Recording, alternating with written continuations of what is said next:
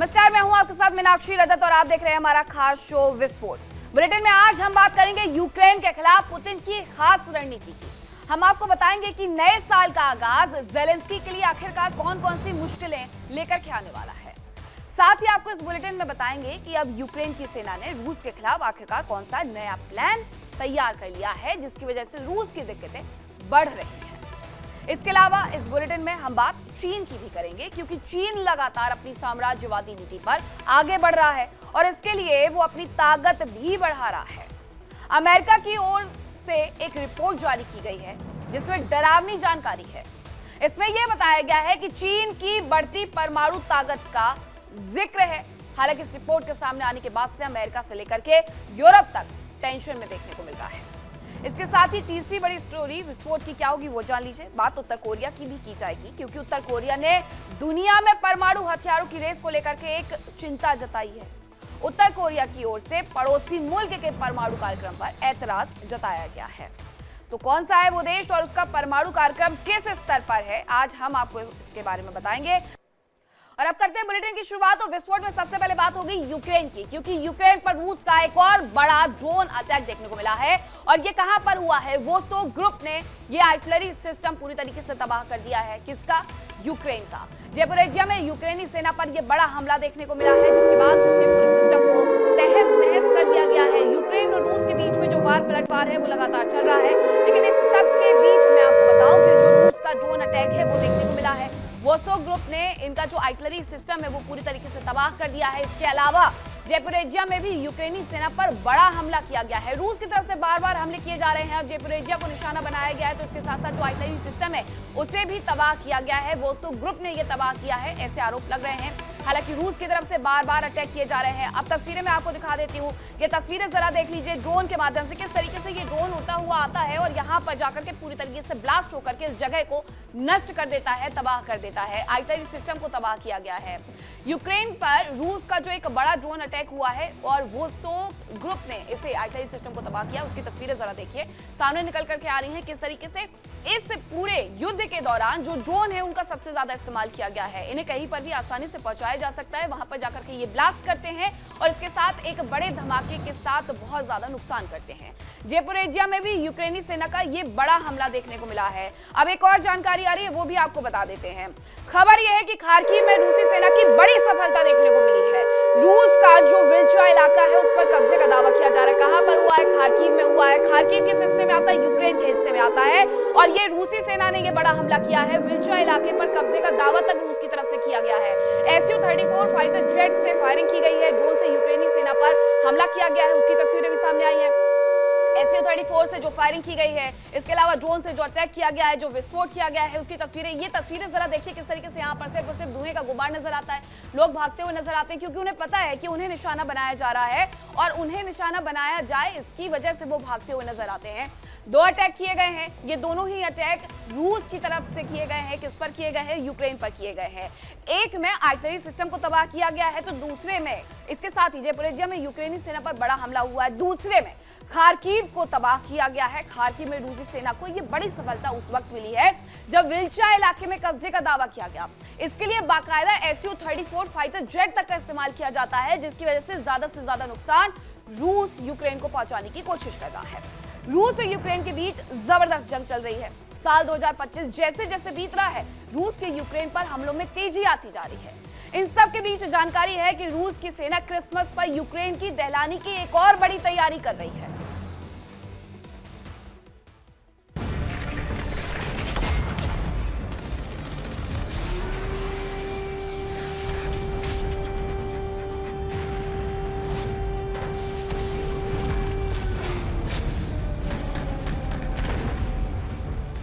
Ukraine का संपूर्ण संहार,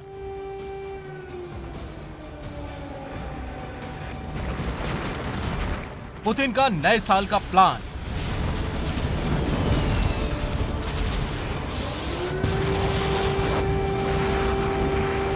रूस की सेना का जबरदस्त प्रहार,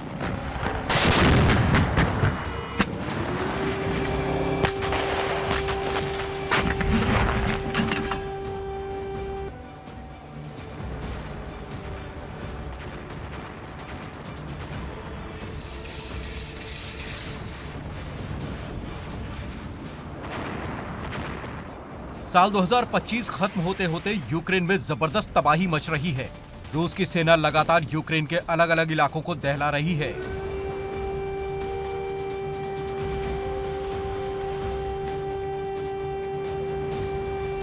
माना जा रहा है कि रूस क्रिसमस के मौके पर यूक्रेन को दहलाने का प्लान बना रहा है और अब तक के हमलों से ऐसा लग भी रहा है।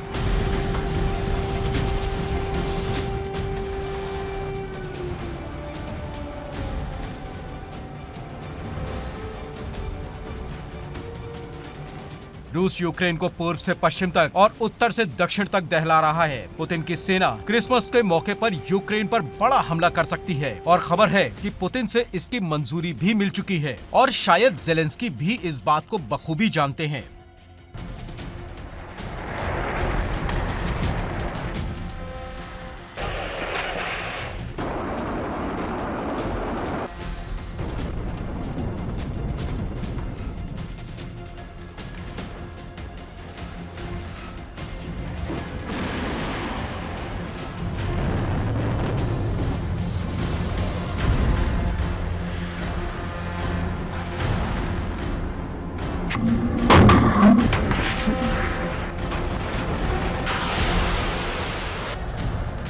रूस के जवानों ने यूक्रेन के 10 से ज्यादा शहरों पर बारूदी बारिश की। रूस के इन ताबड़तोड़ हमलों से यूक्रेन दहल गया। रूस ने खार्किव, सूमी, कीव, पोल्तावा, चेरकासी, ज़ेपोरिजिया, विनित्सिया, खमेलनित्स्की, जाइटोमीर और रिटने पर भीषण हमले किए।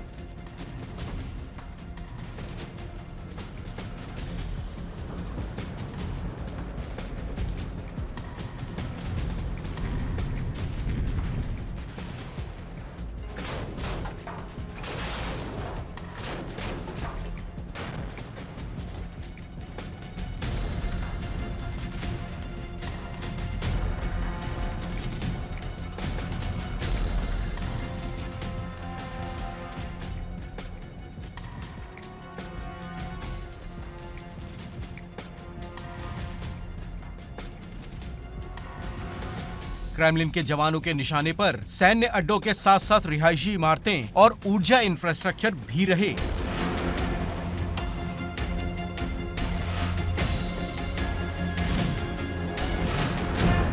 रूस ने जहां खार्किव और सूमी में पावर स्टेशन को निशाना बनाया, तो खमेलनित्स्की में भी एनर्जी इंफ्रास्ट्रक्चर को ही निशाना बनाया गया। इसके अलावा कीव में रिहायशी इमारतों पर जबरदस्त हमला किया गया।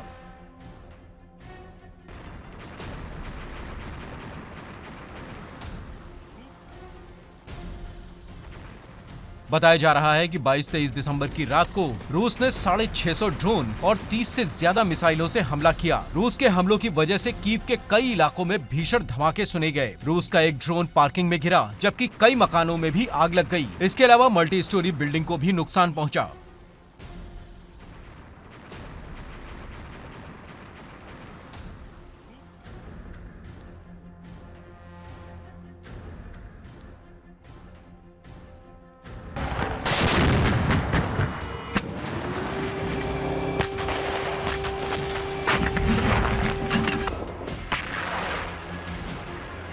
रूस ने ड्रोन और मिसाइलों से तो हमले किए ही, बॉम्बर्स के जरिए भी ताबड़तोड़ अटैक किए गए। खबरों के मुताबिक रूस का फोकस डोनेस्क पर है। यहां के देब्रोपिलिया शहर में रूसी सेना खास रणनीति के तहत हमले कर रही है।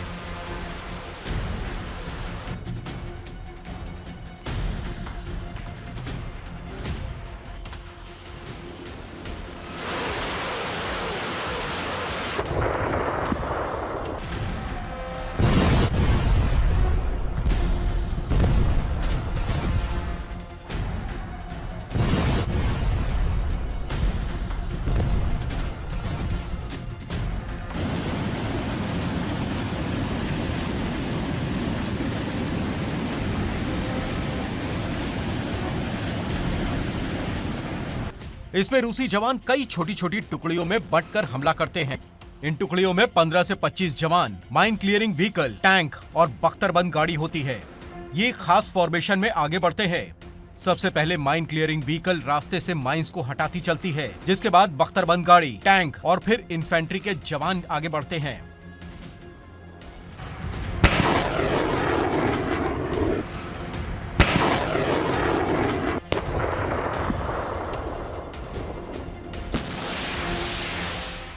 माना जा रहा है कि रूस ने 25 दिसंबर तक देब्रोपिलिया में घुसने की रणनीति बनाई है, जबकि 7 जनवरी तक कब्जे की तैयारी है।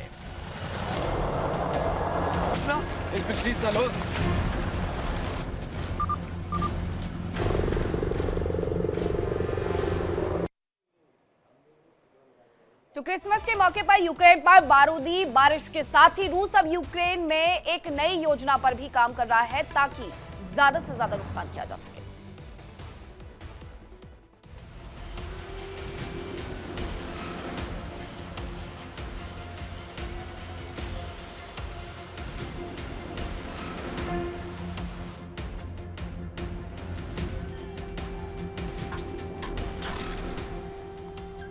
यूक्रेन दहल रहा है, रूसी सेना की बारूदी वर्षा जारी है।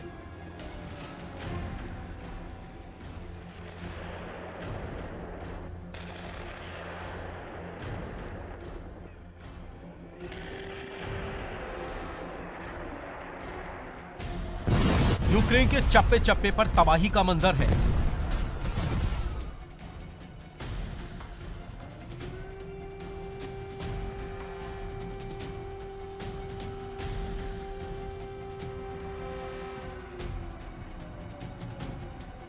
रूसी सेना यूक्रेन के संपूर्ण संहार की ओर बढ़ रही है।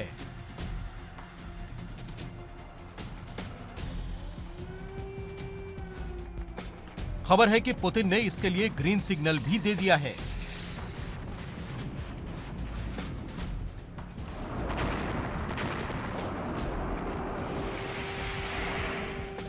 बताया जा रहा है कि यूक्रेन में रूसी सेना ने एक खास रणनीति के तहत काम शुरू कर दिया है।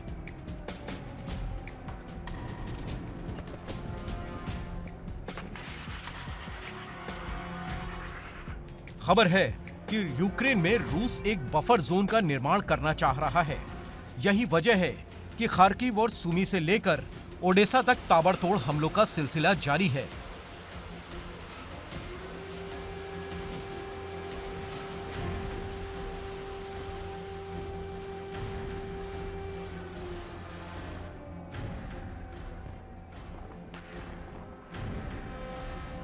बताया जा रहा है कि रूस खार्किव से लेकर ओडेसा तक नए ऑपरेशन की शुरुआत कर रहा है। इसके तहत खार्किव से लेकर ओडेसा तक का यूक्रेन से कनेक्शन काटने की कोशिश की जा रही है। खबरों के मुताबिक खार्किव में रूसी सेना को कामयाबी भी मिली है।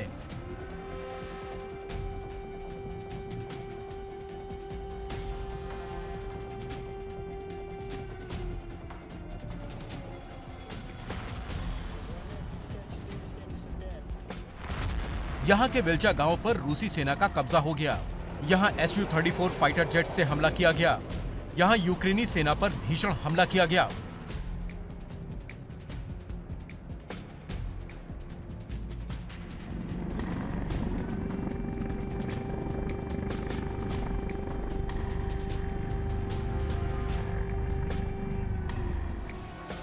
जानकारी के मुताबिक यहां यूक्रेनी सेना का आर्टिलरी सिस्टम तबाह हो गया, जिसके बाद यूक्रेन के जवान पीछे हट गए।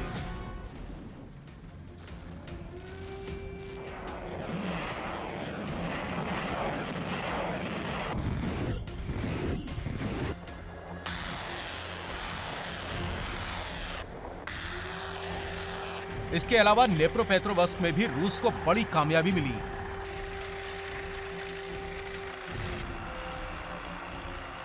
अंद्रीवका इलाके पर रूस का कब्जा होने का दावा किया जा रहा है। बताया जा रहा है कि यहां रूसी जवानों ने 500 से ज्यादा इमारतों को टारगेट किया। खबर है कि रूस जंग में अपना नया हथियार भी उतार सकता है।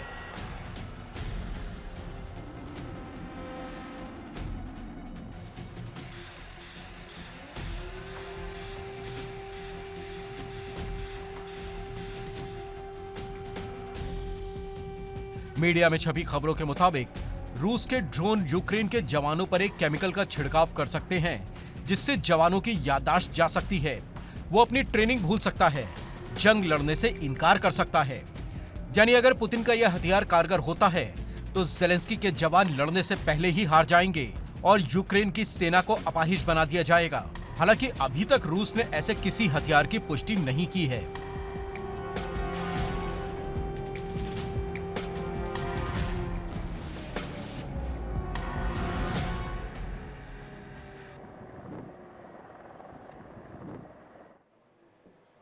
आपने रूस की तैयारी देख ली, लेकिन दूसरी तरफ ज़ेलेंस्की भी हैं जो अब नई रणनीति के तहत रूस को दहला रहे हैं।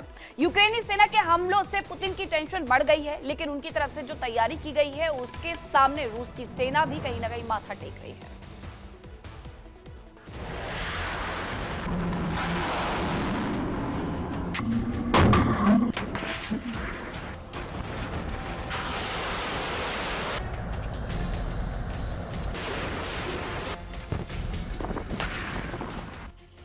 जहां रूस के जवान यूक्रेन को दहला रहे हैं, तो वहीं यूक्रेन भी काला सागर से लेकर अजोव सागर तक जबरदस्त हमले कर रहा है।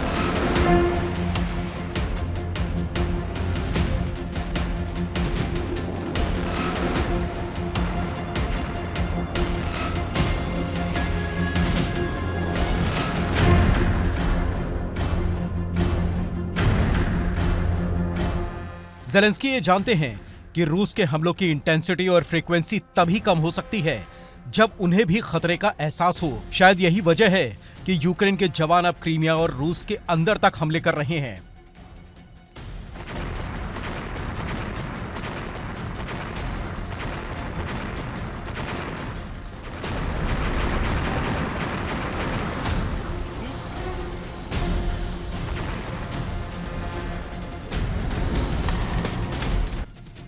इन हमलों का मकसद रूस को खतरे का एहसास कराना तो है ही, उसके व्यापार को नुकसान पहुंचाना भी है। यही वजह है कि अब यूक्रेन ने बंदरगाहों पर भी हमले तेज कर दिए हैं।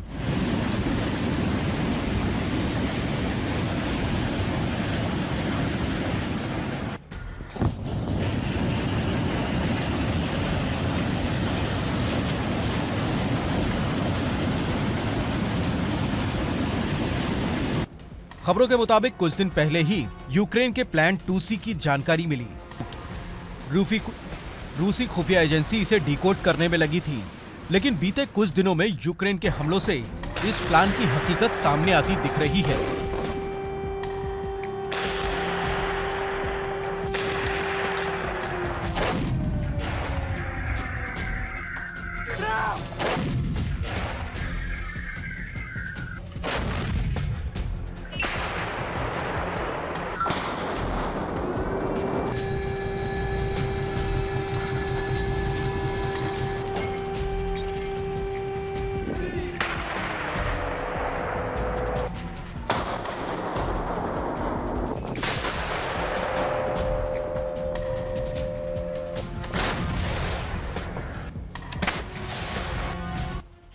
तमन पोर्ट बेहद अहम अड्डा है क्योंकि यह कर्च ब्रिज के बेहद करीब है। यह तेल और खनिज के व्यापार का बड़ा केंद्र है।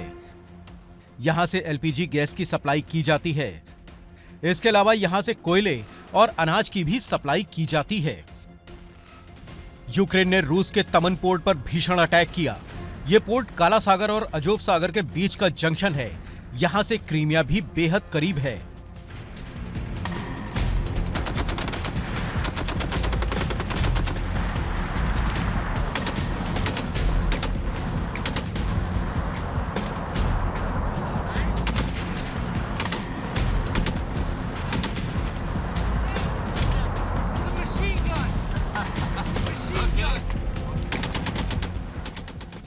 माना जा रहा है कि यूक्रेन के प्लान 2C का नेतृत्व यूक्रेन के सुप्रीम कमांडर कर रहे हैं, जबकि नेटो देशों से हमले के लिए इंटेलिजेंस सपोर्ट मिल रहा है। बताया जा रहा है कि अजोव सागर से यूक्रेन ने अटैक की शुरुआत की। तमन पोर्ट पर कई धमाके सुने गए। यूक्रेन लगातार क्रीमिया पर भी हमले कर रहा है। कुछ दिन पहले ही क्रास्नोदर में एक पाइपलाइन पर हमला किया गया। बताया जा रहा है कि इस पाइपलाइन के जरिए ही पोर्ट तक तेल की सप्लाई होती थी और यहां से इसे शैडो फ्लीट में भरकर सप्लाई किया जाता था। माना जा रहा है कि प्लान 2C तैयार करने के लिए नेटो कमांडर्स ने ही यूक्रेन की मदद की।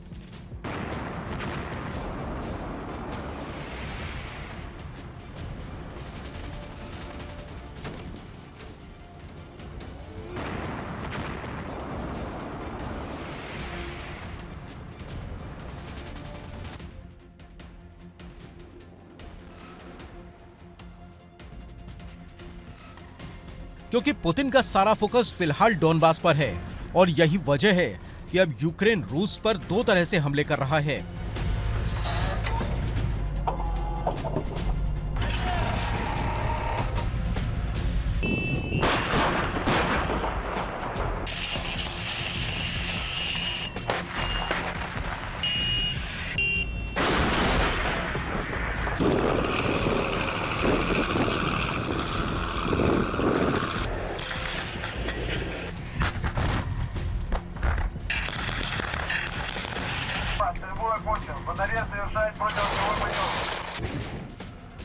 इनमें रूस को उलझाने वाले हमले अलग तरह के हैं, जबकि उसे नुकसान पहुंचाने वाले हमले अलग हैं। यूक्रेन की सेना ने स्तावरोपोल क्राई में पेट्रोकेमिकल प्लांट को निशाना बनाया। ये रूस के लिए बहुत बड़ा झटका है, क्योंकि इस प्लांट में रूसी फाइटर जेट्स, रॉकेट और हथियारों में इस्तेमाल होने वाले केमिकल बनाए जाते हैं। रूस के नोवगोरोद में भी एक शिप कंपनी में आग लग गई।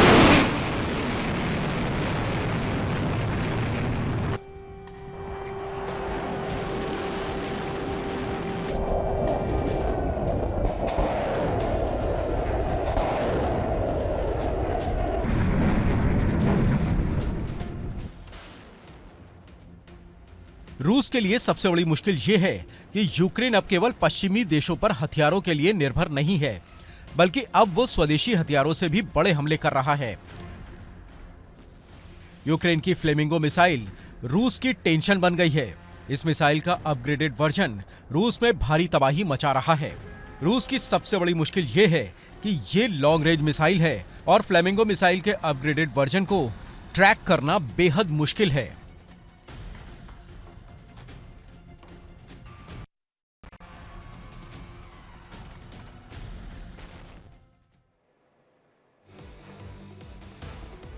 और चलिए अब बात कर लेते हैं पोलैंड की, जहां पोलैंड में लगाया गया अमेरिका का पैट्रियट सिस्टम वार्सा में एयर स्ट्राइक और मिसाइल से सुरक्षा इसकी वजह से मिल पाएगी। पोलैंड की ये पहली पैट्रियट डिवीजन है जो पूरी तरीके से तैयार कर ली गई है।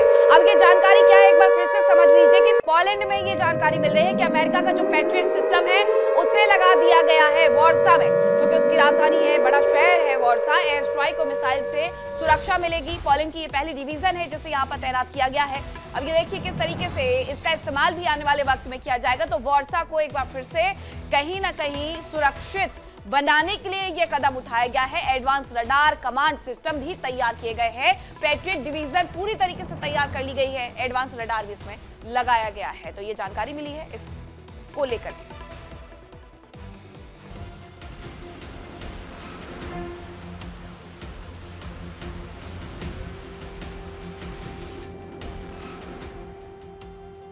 मायामी में हुई वार्ता में सफलता नहीं मिलने के बाद अब यूरोप की टेंशन बढ़ गई है।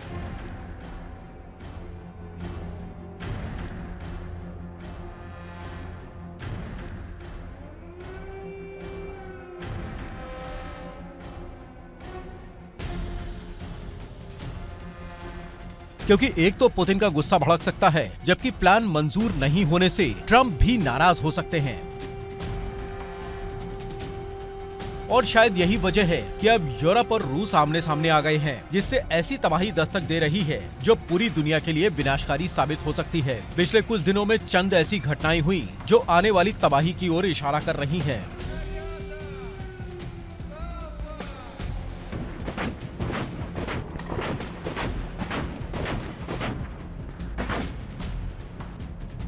रूस ने बेलारूस में ओरेशनिक मिसाइलों की तैनाती कर दी।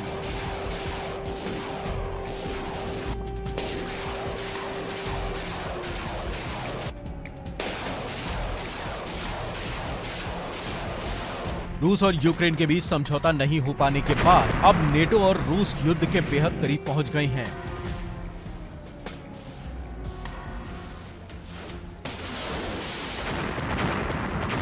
यूरोप में फ्रांस परमाणु तैनाती कर रहा है।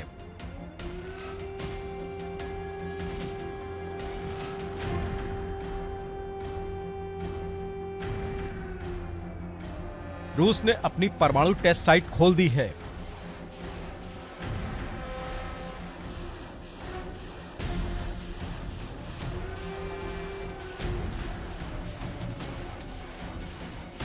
रूस ने आर्कटिक में नेवल फ्लीट तैनात कर दी है।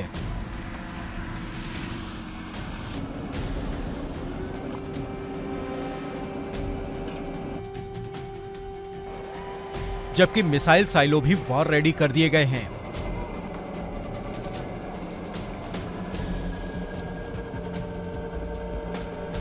अब यूरोप के 3 बड़े देशों ब्रिटेन, फ्रांस और जर्मनी पर निर्भर है कि वो चाहे तो जंग बढ़े या फिर खत्म हो।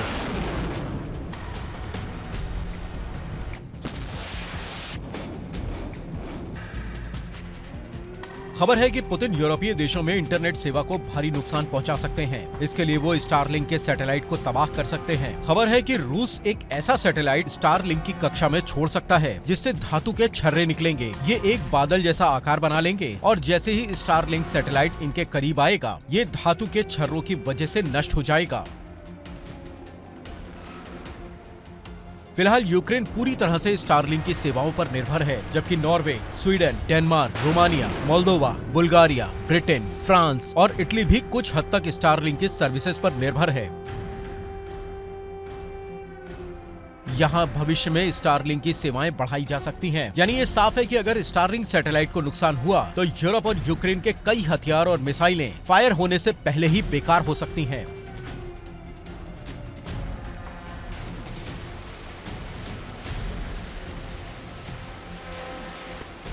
खबर है कि रूस भी यूरोप पर हमले से पहले पुख्ता तैयारी करने के मूड में है। शायद इसी रणनीति के तहत यूरोप के 15 से ज्यादा देशों में ड्रोन की घुसपैठ बढ़ी है।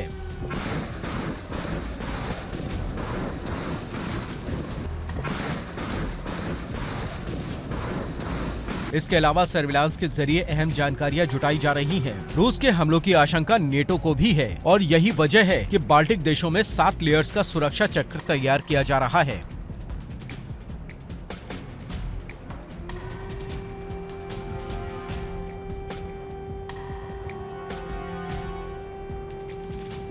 इसके साथ ही पोलैंड में फाइटर जेट्स तैनात किए जा रहे हैं।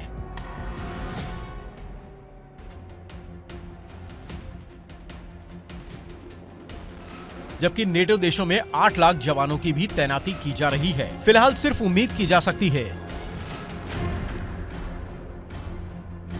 कि पुतिन और ज़ेलेंस्की के बीच बातचीत हो और ये जंग जल्द से जल्द खत्म हो जाए। Bureau report, India daily.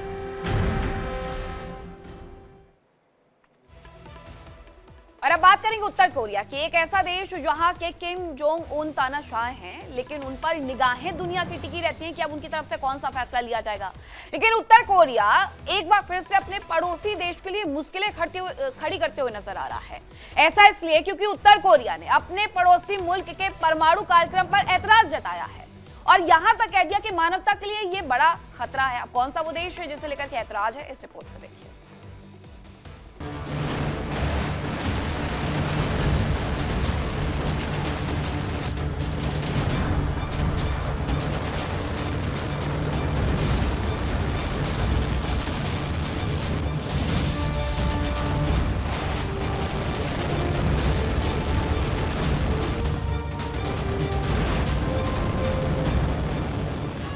उत्तर कोरिया की धमकी।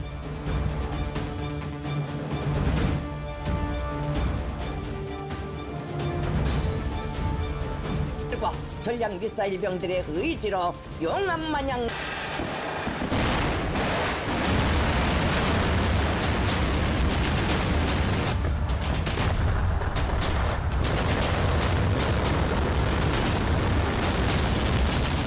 जापान को चेतावनी।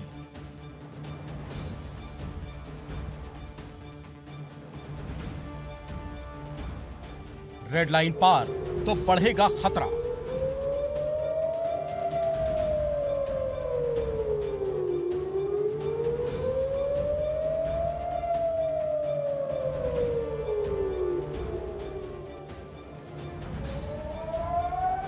उत्तर कोरिया लगातार दुनिया को अपनी ताकत का एहसास कराता रहता है, कभी मिसाइल टेस्ट करके तो कभी परमाणु हथियार से जुड़ी खबरों को लेकर। लेकिन अब उत्तर कोरिया ने अपने पड़ोसी मुल्क के परमाणु कार्यक्रम पर जबरदस्त आपत्ति दर्ज कराई है।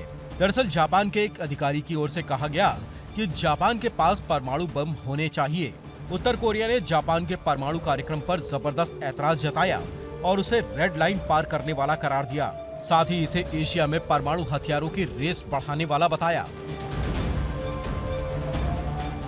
उत्तर कोरिया की ओर से कहा गया कि जापान खुले तौर पर परमाणु हथियार रखने की महत्वाकांक्षा जता रहा है, वो रेड लाइन पार करने वाला है। उत्तर कोरिया ने जापान के परमाणु कार्यक्रम को मानवता के लिए आपदा करार दिया।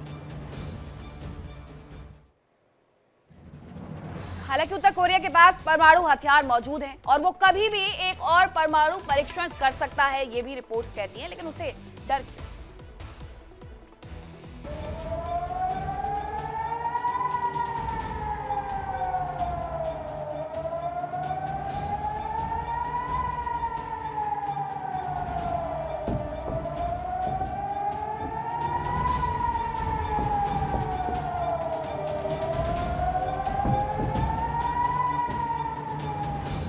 उत्तर कोरिया खुद भी परमाणु कार्यक्रम को आगे बढ़ाने की कोशिशों में है। कुछ दिन पहले ही दक्षिण कोरिया के खुफिया एजेंसी की ओर से जारी रिपोर्ट में कहा गया कि उत्तर कोरिया किसी भी समय दुनिया को एक और परमाणु परीक्षण से दहला सकता है।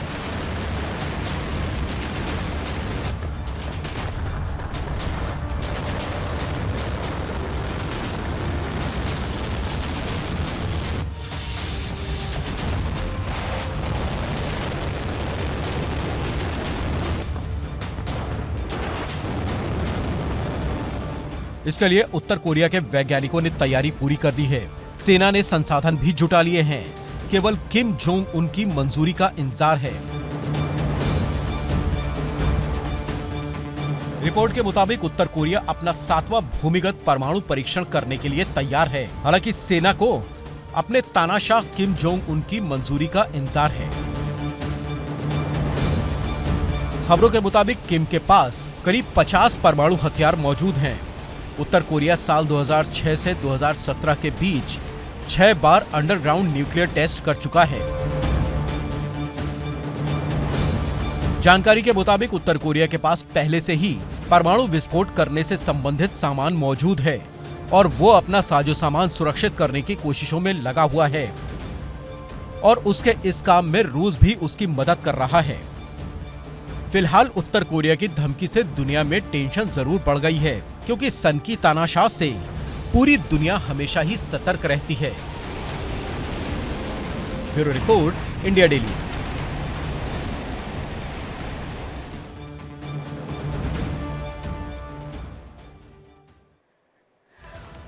और बड़ी जानकारी यह है कि चीन को लेकर के अमेरिका की एक रिपोर्ट में नए नए खुलासे हो रहे हैं। खुलासे ये हो रहे हैं कि चीन के मिसाइल साइलो एक्टिव मंगोलिया सीमा के पास ICBM एक्टिव कर दी गई है। इंटरकॉन्टिनेंटल बैलिस्टिक मिसाइल को एक्टिव किया गया है मंगोलिया सीमा के पास, जिसके बाद अब ये सवाल कि आखिरकार चीन ये साइलो एक्टिव मिसाइलों को एक्टिव कर क्यों रहा है। ये हालांकि जो रिपोर्ट है वो अमेरिका की तरफ से तैयार की गई है कि चीन के मिसाइल साइलो को एक्टिव किया गया है, वो भी मंगोलिया सीमा के पास।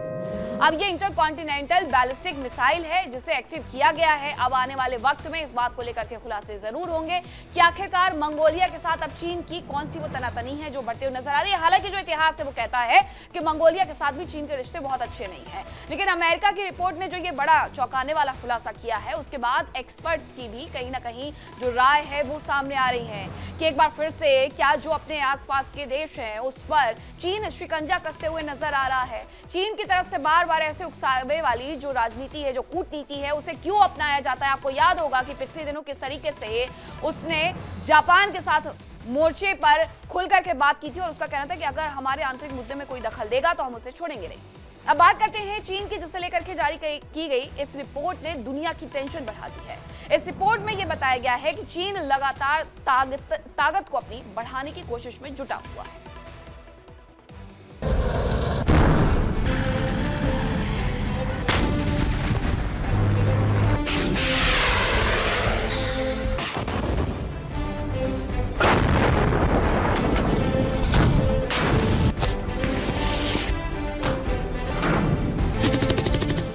चीन की नई चाल।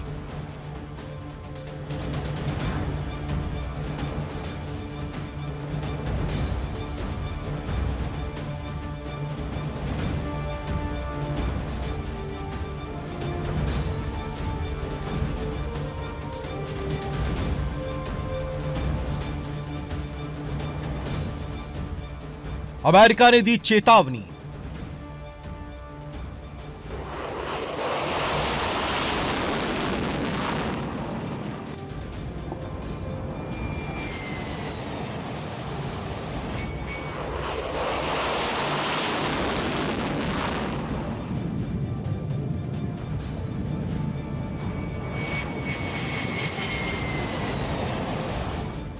तेज होगी एटमी रेस?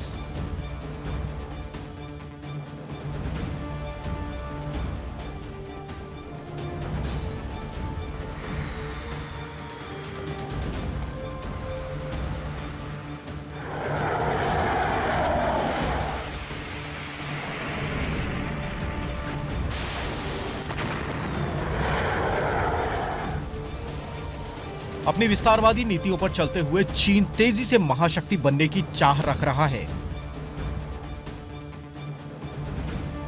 वो ताइवान को अपना हिस्सा मानता है और उसके जरिए ही वो दुनिया को अपनी ताकत का एहसास करवाना चाहता है। लेकिन चीन की ये हिमाकत यूं ही नहीं बढ़ी, बल्कि इसके पीछे एक खास कारण है।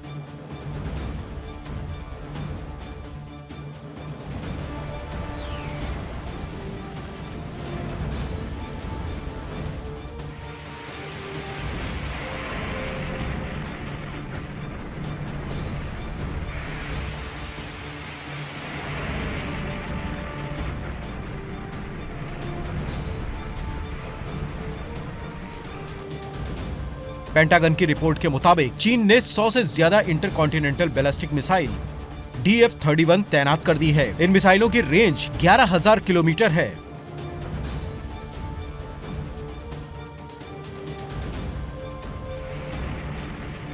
और ये सॉलिड फ्यूल से चलती हैं। खबर है कि चीन ने मंगोलिया के पास 3 साइलो फील्ड्स में तैनात कर दिए हैं। हालांकि रिपोर्ट में टारगेट का जिक्र नहीं किया गया है। खबरों के मुताबिक चीन 350 नए मिसाइल साइलो और कई मोबाइल लॉन्चर बेस तैयार कर रहा है। बताया जा रहा है कि चीन की सेना के पास 700 से ज्यादा जमीन आधारित लॉन्चर्स हैं। इनमें से 450 से ज्यादा अमेरिका के किसी भी हिस्से पर हमला करने में सक्षम है। जाहिर है कि चीन बहुत तेजी से न केवल हथियारों का प्रोडक्शन बढ़ा रहा है, बल्कि उनकी तैनाती भी कर रहा है, जिससे दुनिया में उसकी धाक जम सके।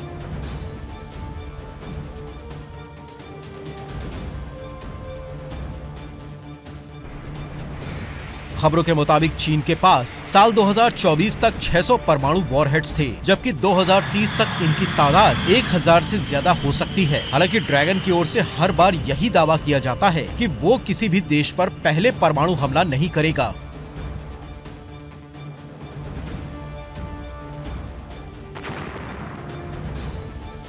लेकिन दूसरे देश के हमले में हारने की दशा में भी परमाणु अटैक नहीं होगा, इसकी आशंका से इनकार नहीं किया जा सकता।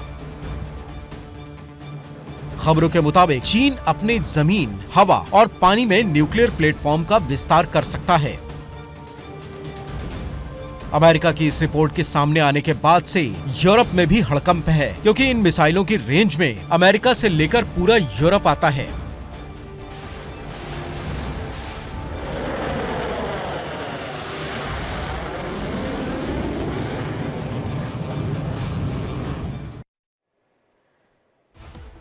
लेकिन चीन इससे पहले भी लगातार अपनी ताकत को बढ़ाते रहा है।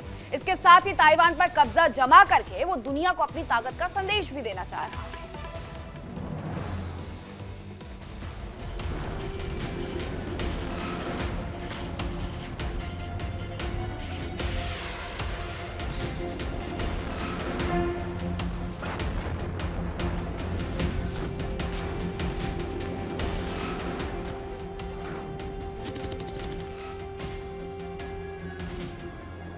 माना जा रहा है कि ताइवान पर कब्जा करके चीन दुनिया को संदेश देना चाह रहा है।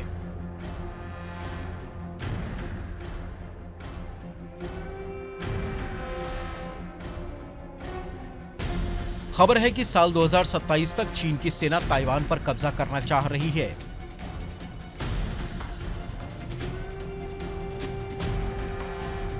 खबरों के मुताबिक चीन लगातार सैन्य ताकत बढ़ा रहा है। चीन की सेना सबमरीन और जहाजों की तैनाती कर रही है। इसके लिए समंदर में मैपिंग भी हो रही है।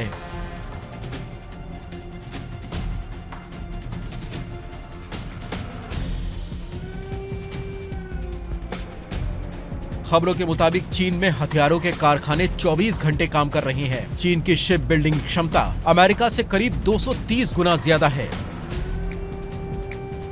फिलहाल वो दुनिया के लगभग 63% जहाजों का निर्माण कर रहा है। चीन के पास दुनिया का सबसे बड़ा नौसैनिक बेड़ा है।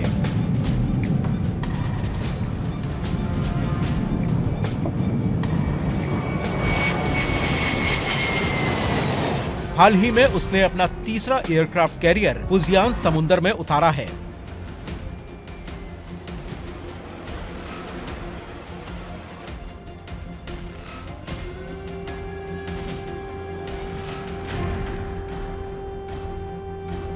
फुजियान एयरक्राफ्ट कैरियर से लड़ाकू विमान तेजी से उड़ान भर सकते हैं। इसमें फ्लैट फ्लाइट डेक और इलेक्ट्रोमैग्नेटिक कैटापल्ट सिस्टम लगाया गया है। अभी ये तकनीक केवल अमेरिका के पास है। फुजियान पर heavy fighter jet, stealth fighter और राडार वाले विमान भी आसानी से टेक ऑफ और लैंडिंग कर सकते हैं।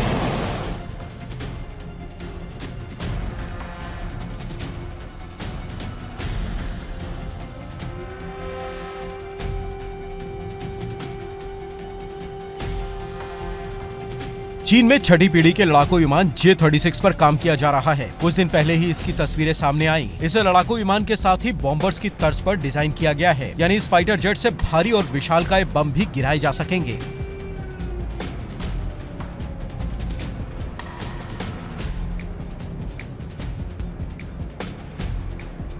चीन ने अपनी मिसाइल क्षमता को बढ़ाने के लिए भी कोशिशें तेज कर दी हैं। खबर है कि चीन ने अपना मिसाइल उत्पादन भी कई गुना बढ़ा दिया है। साल 2020 से ही चीन ने अपने मिसाइल उत्पादन केंद्रों का कई गुना तेजी से विस्तार किया है। कुछ सैटेलाइट तस्वीरों से मिसाइल उत्पादन में तेजी लाए जाने के लिए लगाई गई फैक्ट्रियों का खुलासा किया गया है। खबरों के मुताबिक चीन के पास रॉकेट फोर्स और रक्षा उत्पादन से जुड़े करीब 135 केंद्र है।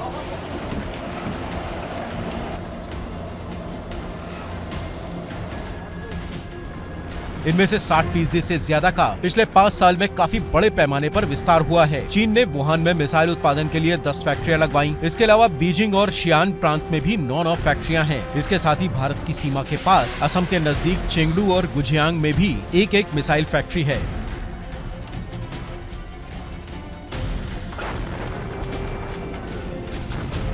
चीन की बढ़ती ताकत और ताइवान को लेकर तनातनी दुनिया को जंग की आग में झोंक सकती है, जिसमें एक ओर चीन होगा जबकि दूसरी ओर अमेरिका और जापान जैसे देश हो सकते हैं।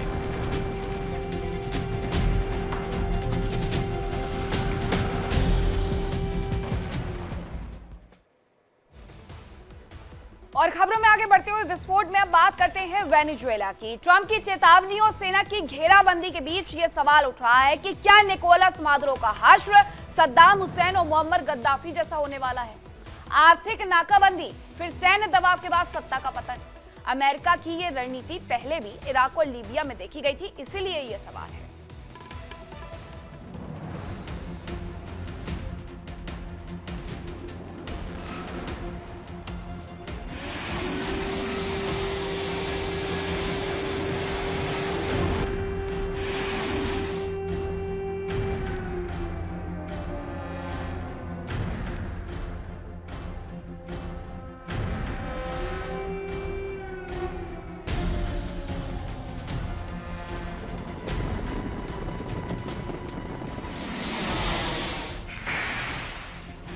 वेनेजुएला पर हर बीतता घंटा भारी है।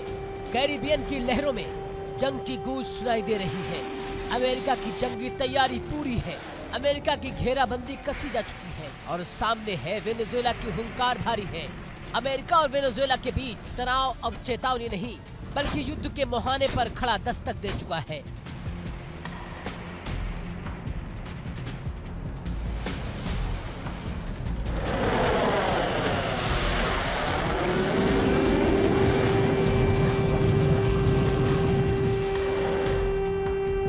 डोनाल्ड ट्रंप के एक कदम ने वेनेजुएला के राष्ट्रपति निकोलस मादुरो को आग बबूला कर दिया। अमेरिकी नौसेना ने वेनेजुएला की समुद्री नसों को जकड़ लिया है। तेल टैंकरों की आवाजाही पर रोक लगा दी गई है। समंदर में अमेरिकी जंगी जहाजों की ऐसी घेराबंदी की कराकस से लेकर कैरिबियन तक सिर्फ सायरन और सन्नाटा है।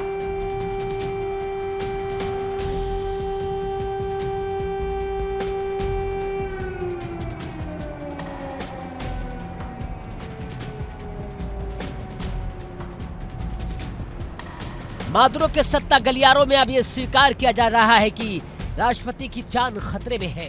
वेनेजुएला को मिट्टी में मिलाने वाला मिशन मादुरो अपने चरम पर पहुंच चुका है। अमेरिका के जंगी जहाज वेनेजुएला को रौंदने के लिए बस एक आदेश का इंतजार कर रहे हैं।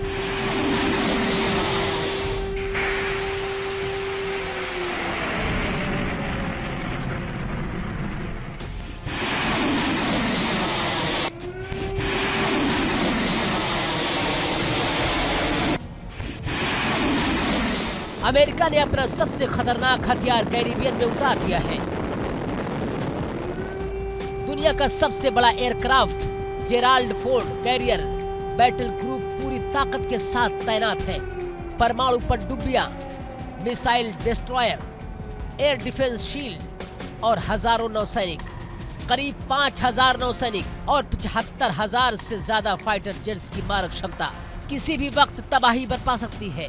ट्रंप के इन खतरनाक इरादों ने सिर्फ वेनेजुएला नहीं, पूरी दुनिया को डरा दिया है। व्हाइट हाउस की चुप्पी और पेंटागन की हलचल किसी बड़े तूफान का इशारा कर रही है।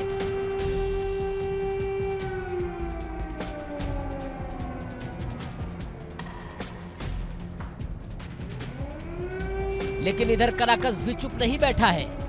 मादुरो ने खुली चेतावनी दी है। मादुरो का आरोप है कि साम्राज्यवादी ताकतें, नाजी, फांसीवादी सोच और दक्षिणपंथी गठजोड़ वेनेजुएला को उपनिवेश बनाना चाहते हैं। हमारी जमीन के नीचे दबे तेल, गैस, सोना, लोहा और खनिज इनकी असली भूख है।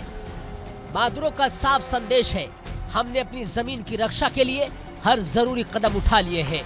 मादुरो जानते हैं, ट्रंप भी जानते हैं कि इस वक्त मादुरो को बचाना पुतिन के लिए बेहद मुश्किल है। और विस्फोट में आज के लिए इतना ही। कल फिर होगी मुलाकात कुछ नई खबरों के साथ। फिलहाल वक्त एक छोटे से ब्रेक का है, लेकिन आप कहीं मत जाइएगा क्योंकि इंडिया डेली अब आपके स्मार्ट टीवी पर भी मौजूद है। इंडिया डेली 24/7 अब इन सभी प्लेटफॉर्म पर लाइव देखें।